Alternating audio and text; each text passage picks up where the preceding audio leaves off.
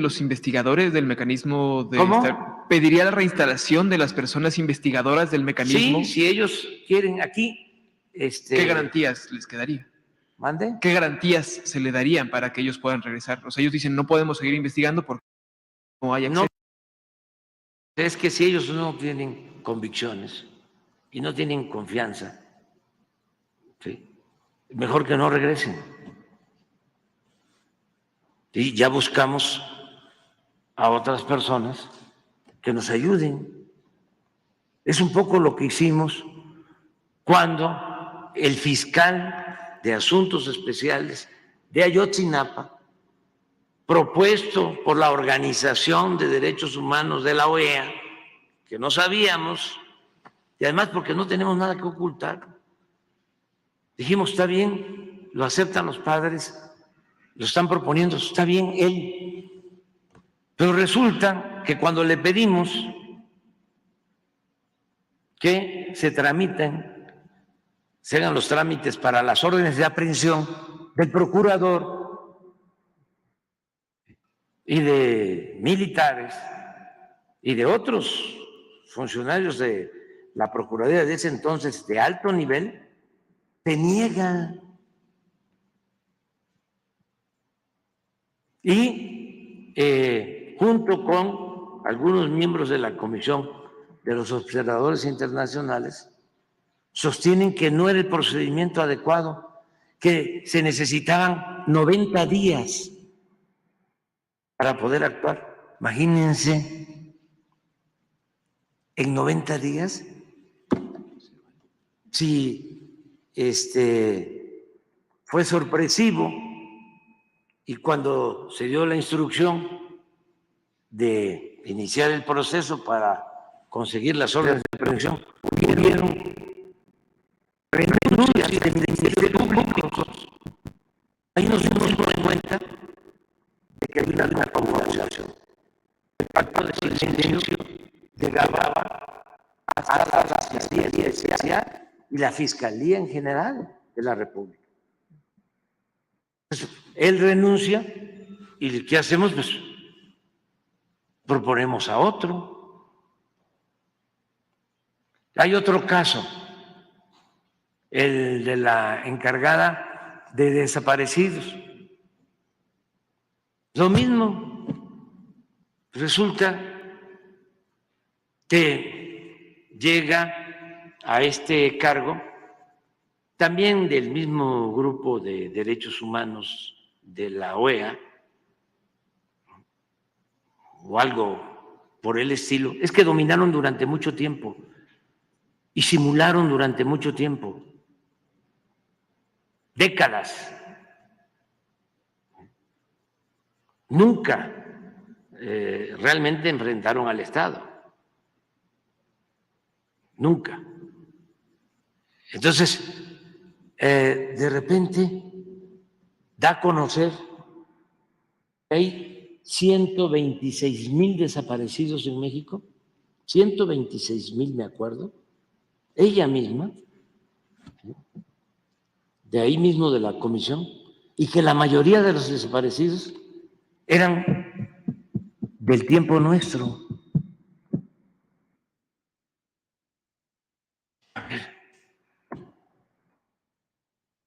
Ahora resulta que nosotros estamos desapareciendo a la gente cuando somos respetuosos de los derechos humanos, tenemos convicciones humanitarias, somos incapaces de ordenar que se reprima al pueblo, que haya desapariciones, que haya torturas, que haya masacres. Nos llamó mucho la atención. Pero cuando planteo hay que revisar esto y nos vamos, iniciamos un recorrido casa por casa para ver dónde están los 126,000. Empezamos en la Ciudad de México y nos encontramos a la mitad de los de la Ciudad de México. Ahí están. Y estamos terminando el censo. Cuando se dan cuenta de esto, renuncia y se va con Carmen Aristegui a decir que nosotros estábamos manipulando el registro de desaparecidos. Así como se lo estoy planteando. Entonces estamos buscando a los desaparecidos, nos da muchísimo gusto. Acabo de estar en Nuevo León hace relativamente poco y la coordinadora de bienestar, Judith, contenta, dice, ya encontramos, ¿no?, a más personas. Todo el mundo está buscando y los estamos encontrando y vamos a dar a conocer. Pero para que quedara constancia de que habían 126,000 desaparecidos, envió el registro antes de irse a la ONU, a la OEA y a las organizaciones supuestamente defensoras de derechos humanos, pero con la idea de que a lo mejor nosotros íbamos, ¿no?, a alterar los resultados. Entonces, tenemos que estar enfrentando esto y ya basta de simulaciones, de hipocresías. Vamos a hablar con claridad. Ya que menciona la Comisión Nacional de Búsqueda, ¿se tiene una persona que pueda sustituir a Sí, Carla claro, Quintana? hay muchísima gente que con convicciones honestas, íntegras. Nosotros llevamos años defendiendo derechos humanos. Todavía no existía la Comisión de Derechos Humanos. ¿Saben dónde surgió la primera oficina de defensa de derechos humanos en México? Que es increíble. En la época de Salinas, en la Secretaría de Gobernación, cuando estaba de secretario de Gobernación Gutiérrez Barrios, yo estaba de dirigente y me tocó defender un caso de un desaparecido que lo habían asesinado policías judiciales en Tabasco. Y me fueron a ver los familiares y nadie quería en ese entonces. Estoy tratando de acordarme sobre quién era, que era una persona bastante decente. El primer director de Derechos Humanos de Gobernación. No, es una familia que se dedica a la diplomacia. Luis, bueno, ahora me voy a acordar, es que el post-COVID ya no. Es un apellido compuesto. Si buscan en el directorio de Gobernación en la época de Gutiérrez Barrios, tenía una oficina. No. Ese fue de estos mismos. Ese fue de estos. Ese es el maestro de esta escuela a la que estoy cuestionando. No, era diplomático el señor.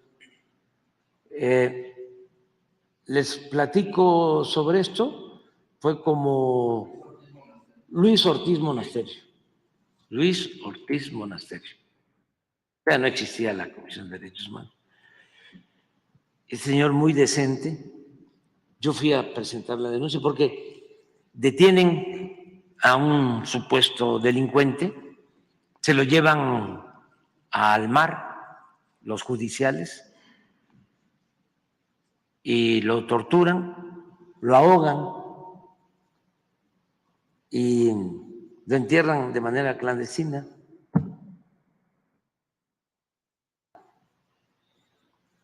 Entonces, toda su familia buscando. Y fue como en el 90, sí, después del 88. Y nosotros tomamos el caso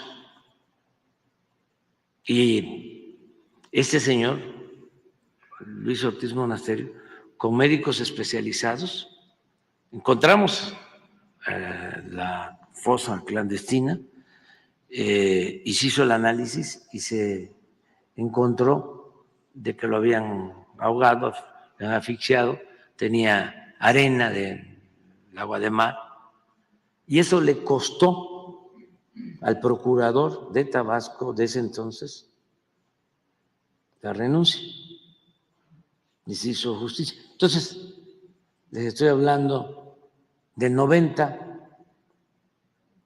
tiene más de 30 años,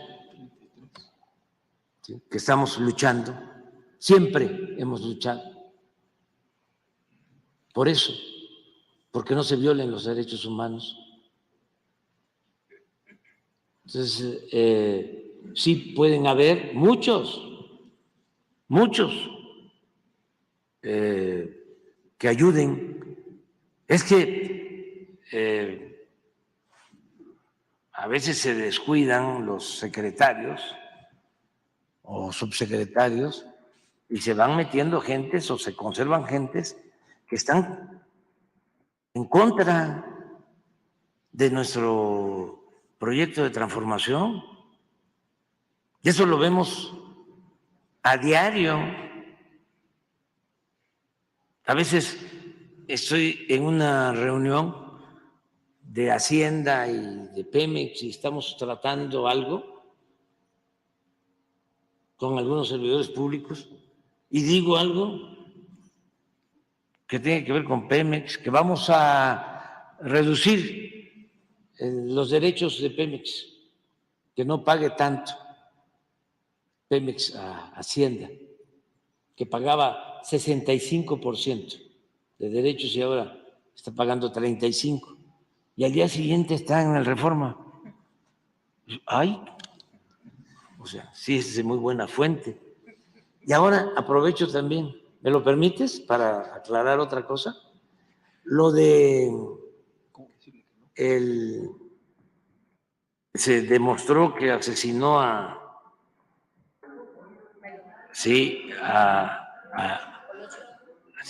Luis Donaldo Colosio. Ya les he platicado, yo conocí a Colosio y cené con él el día 21 de marzo de 1994 y lo asesinaron cobardemente el día 23.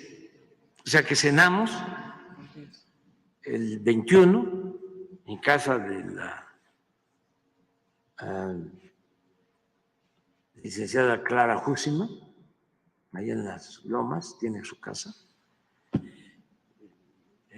Ella fue como intermediaria, él quería platicar conmigo y fue una plática importante, como de 2 horas.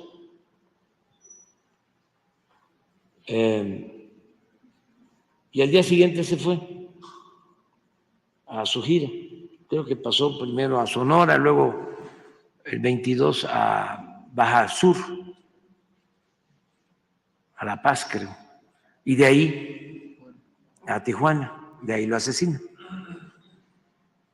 Me dolió muchísimo, porque imagínense, habíamos hablado de política, del por qué, me acuerdo bien, había que cambiar la política neoliberal.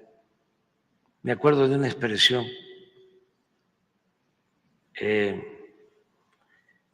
cuando yo le estoy diciendo que la política neoliberal no es opción, no es alternativa para el pueblo de México,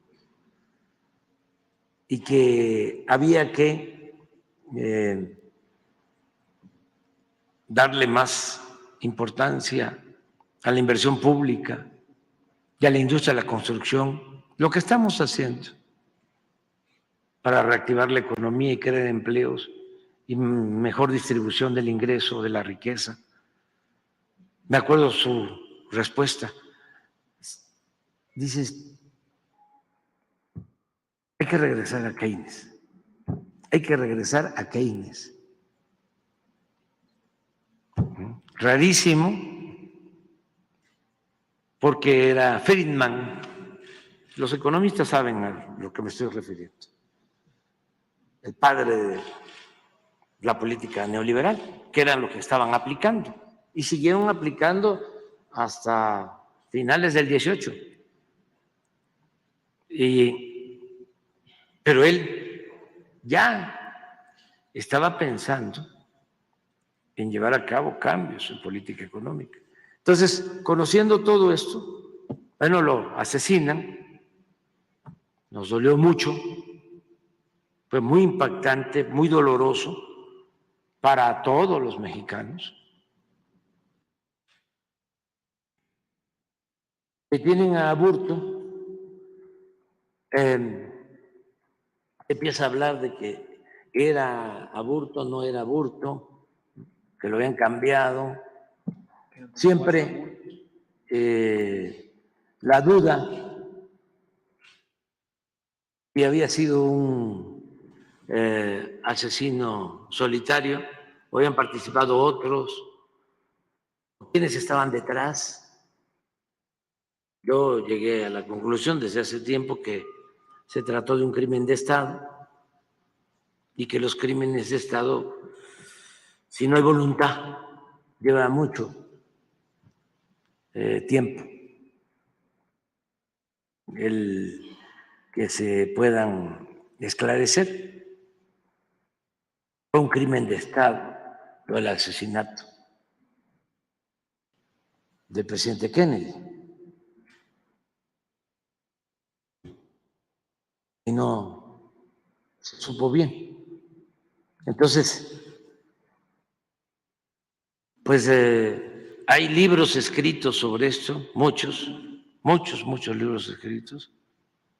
Hay uno de, entre otros, de Aguilar Camín, que lo distanció de su amigo Salinas, porque Aguilar Camín se mete a ver los expedientes y se encuentra declaraciones de la esposa, que también falleció, de Luis Donaldo, en donde se aterraba al ver a Salinas, es lo que dice Héctor Aguilar Camín. Más que nada se aterraba de ver al que era vocero de Salinas, Carreño Carlón. De ahí Héctor Aguilar Camín dice en ese libro, y es posible que esté en el expediente, de que la señora tenía que salir a veces en la cajuela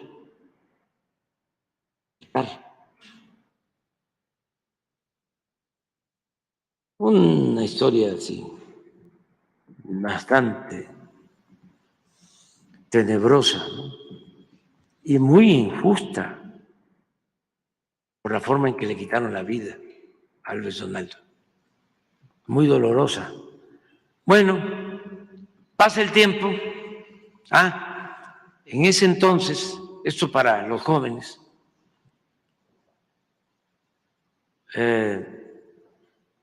1994, viene una condena de 43 años a Aburto. Luego se la ampliaron a 45. Lo condenan. Hace relativamente poco, a ver si conseguimos el dato, un abogado de Aburto plantea de que había que revisar el caso porque en aquel tiempo se le había juzgado con el Código Penal Federal y que el delito debía ser sancionado con el Código local que establece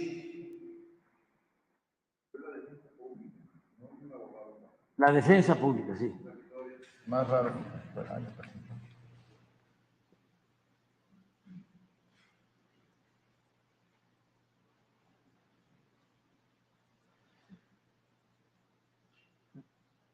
Que el Código Penal Federal, en el momento que ocurrieron los hechos,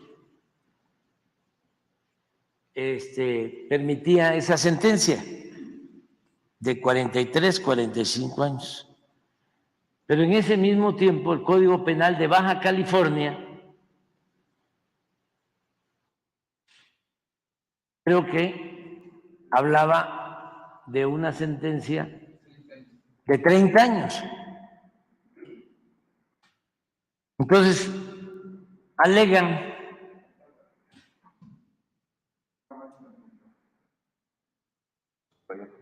así, pena máxima de 30 años.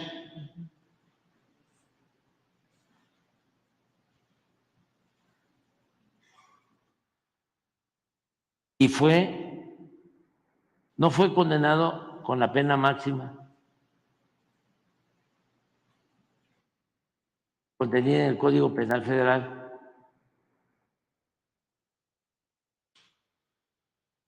Yo creo que es la pena máxima de Baja California. Así está. Entonces ahora le dan un amparo,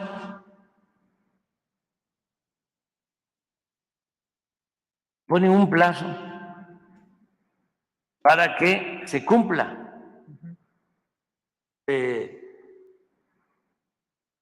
Reponga el procedimiento y se juzgue de acuerdo al Código Penal de Baja California. Esto significaría que quedara en libertad. 5 días de plazo. Se cumple mañana. Sí, me llamó mucho la atención esto porque empecé a saber por los periódicos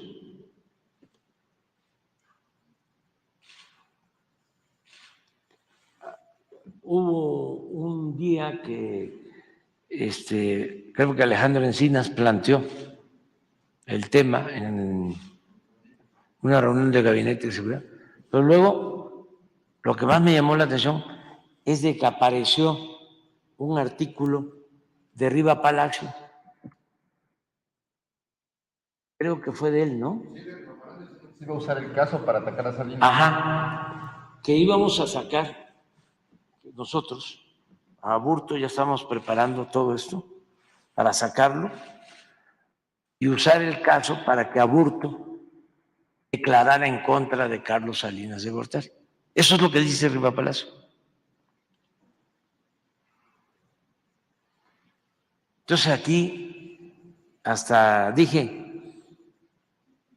que no se preocupe el licenciado Salinas porque nosotros no tenemos ese plan, ni somos perversos, ¿no? Ni actuamos de esa manera.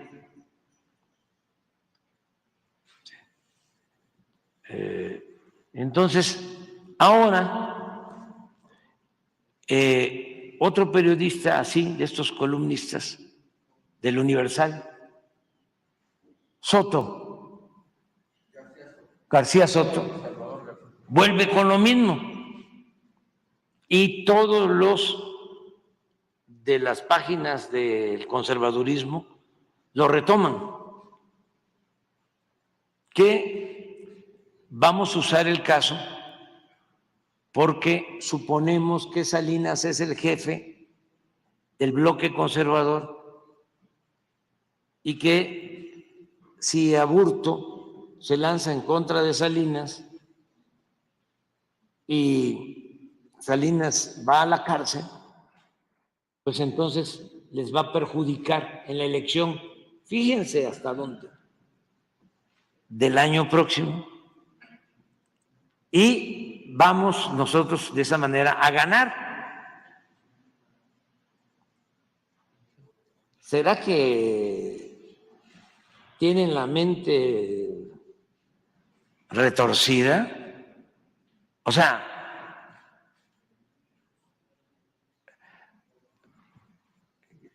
qué interesante todo esto, ¿no? Bueno,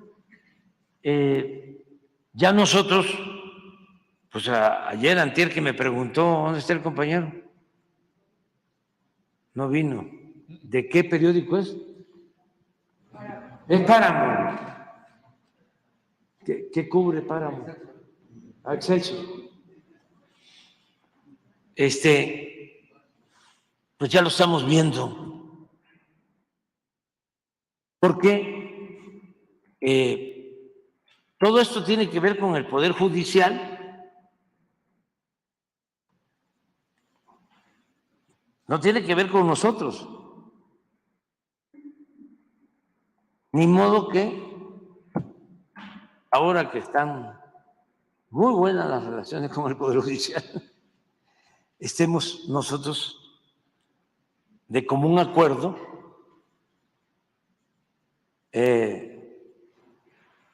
planeando, ¿no?, una estrategia perversa de este tipo. Entonces, sí vamos, hoy le pedí a la secretaria de Gobernación que vea este asunto y que vea qué recursos legales tenemos nosotros, qué podemos hacer nosotros,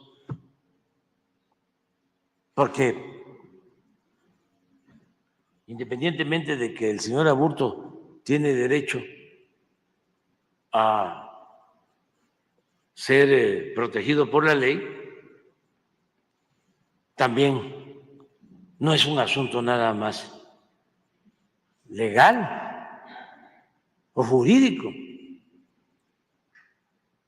No es que, a ver, el hecho se dio en Baja California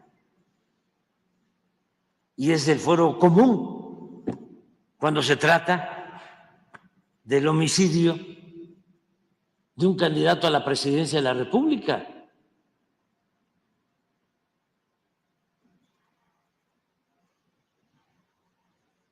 Ese es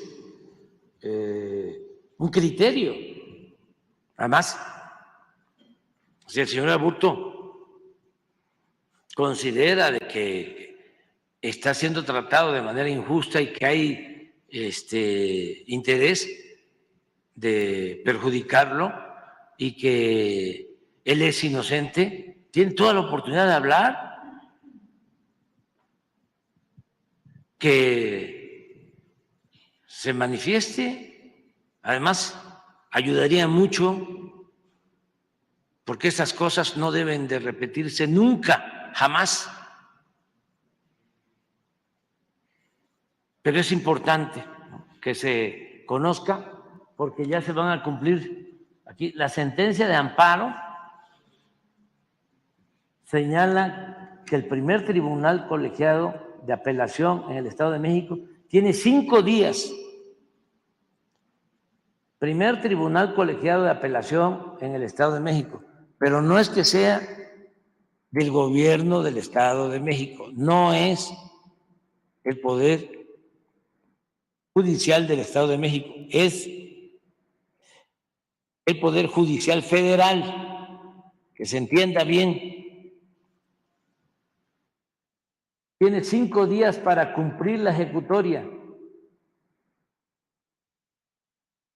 Mañana se cumple.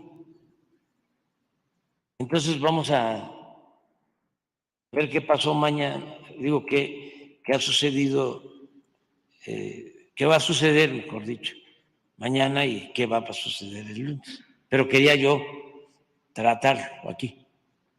Gracias, señor Por presidente. toda la perversidad que implica.